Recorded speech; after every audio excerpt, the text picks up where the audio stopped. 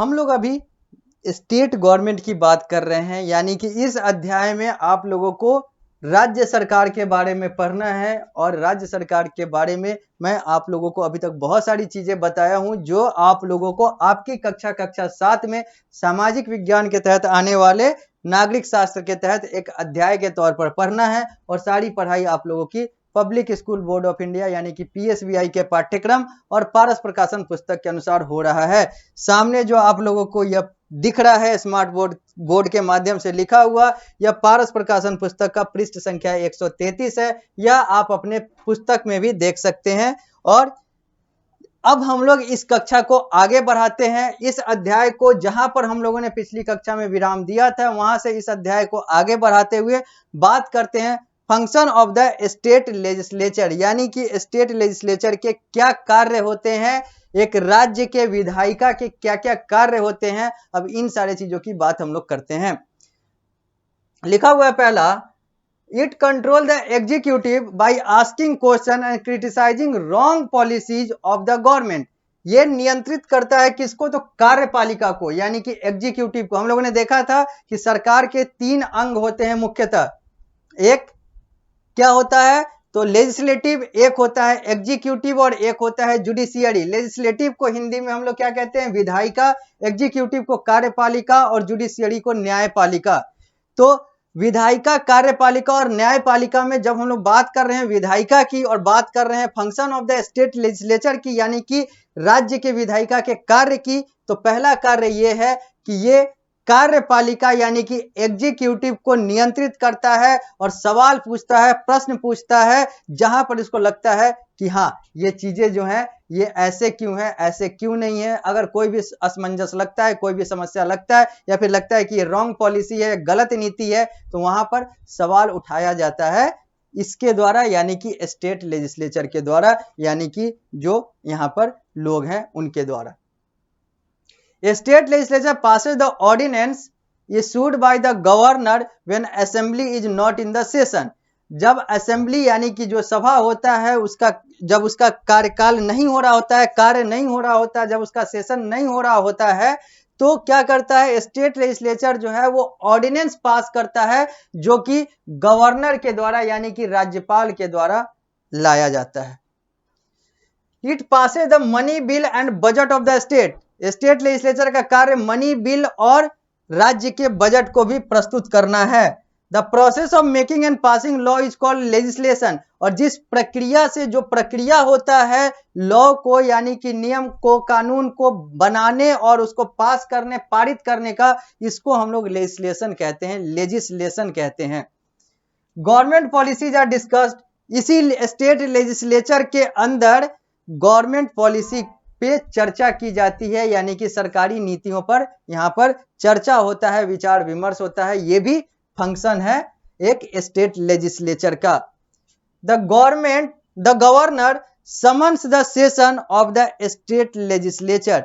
जो गवर्नर है, जो राज्यपाल है, वो स्टेट लेजिस्लेचर के यानी कि जो उस राज्य का जो विधायिका है, जो विधानसभा है, उसको ये राज्यपाल के द्वारा भंग भी किया जा सकता है, तो राज्यपाल के द्वारा बुलाया भी जाता है, तो राज्यपाल के द्वारा प्रश्न भी उठाए जा सकते हैं।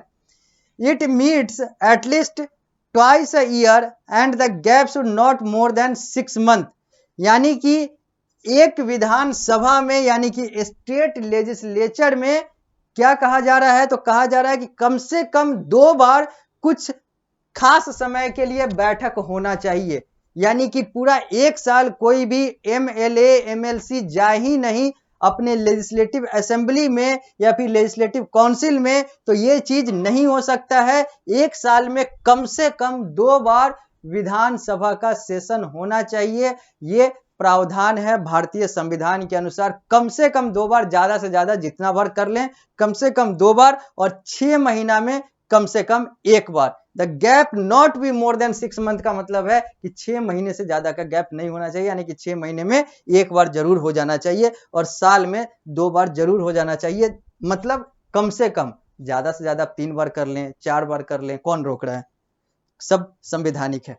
लेकिन संवैधानिक ये भी है कि बैठे न रह जाए, कम से कम आप चुने गए हैं, जनता के द्वारा चुने गए हैं, जनता के लिए चुने गए हैं, तो आपको जनता के लिए काम करना होगा। अपने क्षेत्र में काम करें और वहां पर जहां पर आप लोगों को भेजा गया है वहां पर भी बैठ के वार्तालाप करें, कम से कम 2 बार। अगला फंक्शन जो है वो स्टेट लेजिस्लेचर का वो है कि the state legislature is empowered to make law as per state list and concurrent list. अब यहाँ पर जो स्टेट लेजिस्लेचर है वो कानून बनाने का भी कार्य करता है अपने राज्य के लिए।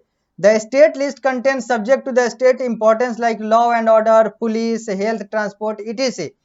अब यहाँ पर 2 लिस्ट की बात की गई है, उसके आधार पर यहाँ पर कानून बनाए जाते हैं, एक स्टेट लिस्ट और एक कंकरेंट लिस्ट। स्टेट लिस्ट का मतलब है कि वैसी चीजें जो एक राज्य के लिए महत्व रखती है, जैसे कानून व्यवस्था, पुलिस, हेल्थ, ट्रांसपोर्ट, स्वास्थ्य, यातायात और भी अलग अलग चीजें जो एक राज्य के मद्देनजर जरूरी है, महत्वपूर्ण है, उन सारे चीजों के लिए कार्य करना, कानून बनाना, ये सारा कुछ स्टेट लेजिस्लेचर का कार्य है।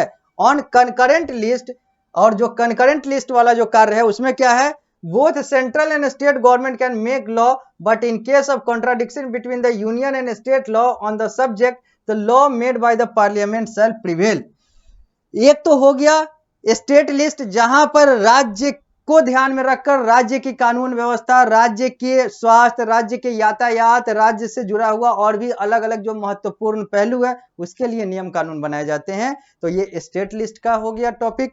और जो कंकरेंट लिस्ट है वहां पर केंद्र सरकार यानी कि देश की सरकार और राज्य की सरकार दोनों मिलकर उस राज्य के लिए कानून बनाती है, उस राज्य के लिए नियम और कानून बनाए जाते हैं। और ये सारा कुछ अगर सही रह गया, दोनों सरकार के बीच में सारा सामंजस्य बना रह गया तो अच्छी बात है, कानून बन गया। और अगर ये सामंजस्य नहीं बना, अगर राज्य सरकार कह रहा है कि नहीं ये और केंद्र सरकार कह रहा है कि नहीं वो नहीं ये, तो यहां पर अगर ऐसी असमंजस वाली सिचुएशन आ जाती है तो जो केंद्र सरकार कह रहा है उसी चीज को माना जाएगा, राज्य सरकार वाली चीजें खारिज हो जाएंगी। ये कंकरेंट लिस्ट में प्रावधान है। तो हम लोगों ने क्या क्या देखा, हम लोगों ने देखा function of the state legislature में अलग अलग वो सारी चीजें जो कि एक स्टेट लेजिस्लेचर के द्वारा किया जाता है। अब आगे हम लोग बढ़ते हैं नए टॉपिक पर। लिखा हुआ है how a bill becomes a law. एक जो मसौदा है वो कैसे कानून बनता है, अब उसकी बात करते हैं कि एक बिल जो है वो लॉ कैसे बनता है। तो लिखा हुआ है यहाँ पर बिल के बारे में परिभाषा दिया गया हुआ है, a proposed law is called a bill.